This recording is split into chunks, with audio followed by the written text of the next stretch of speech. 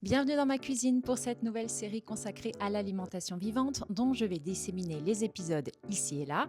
On parlera kéfir, le champagne du jeûneur, levain, graines germées, légumes lacto-fermentés et plein d'autres outils vraiment simples. Le jeûne que je pratique personnellement une fois par an a pour vertu de remettre les compteurs à zéro, mais pour que son action reste le plus efficace possible, l'idée c'est de conjuguer gourmandise et nutrition intelligente les 51 autres semaines de l'année. Croyez-moi, si j'en suis venue au jeûne, c'est parce que je suis une grosse gourmande et que j'avais besoin de me challenger et de me remettre régulièrement de mes excès culinaires. Quand on sort d'un jeûne, on doit souvent réparer ce qu'on appelle des dysbioses, c'est-à-dire des déséquilibres du microbiote. Trop de bactéries opportunistes, pas assez de bactéries bénéfiques, une paroi intestinale irritée et un manque de diversité. Le jeûne agit comme un reset métabolique. Il réduit l'inflammation, met au repos l'intestin et favorise une sorte de ménage dans les mauvaises bactéries pendant que les bonnes résistent grâce à leur meilleure adaptabilité. Mais une fois ce terrain remis à zéro, il faut réensemencer, c'est-à-dire ramener massivement, régulièrement, gentiment de bonnes bactéries et ça grâce à l'alimentation vivante. Avant, je ne peux pas m'empêcher de faire un peu de sémantique. Le terme alimentation vivante apparaît au XXe siècle dans les courants naturopathiques et hygiénistes européens et américains. Il désigne une alimentation crue ou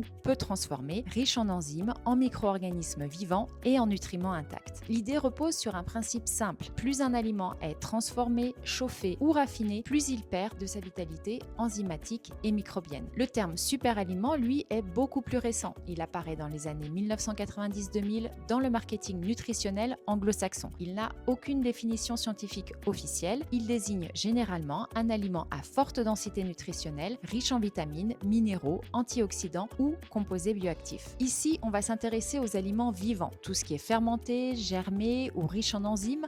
Il regorge soit de probiotiques naturels, soit de prébiotiques, les deux piliers complémentaires d'un microbiote robuste. Les probiotiques, ce sont les bactéries elles-mêmes vivantes, lactobacilles, bifidobactéries, levurami, etc.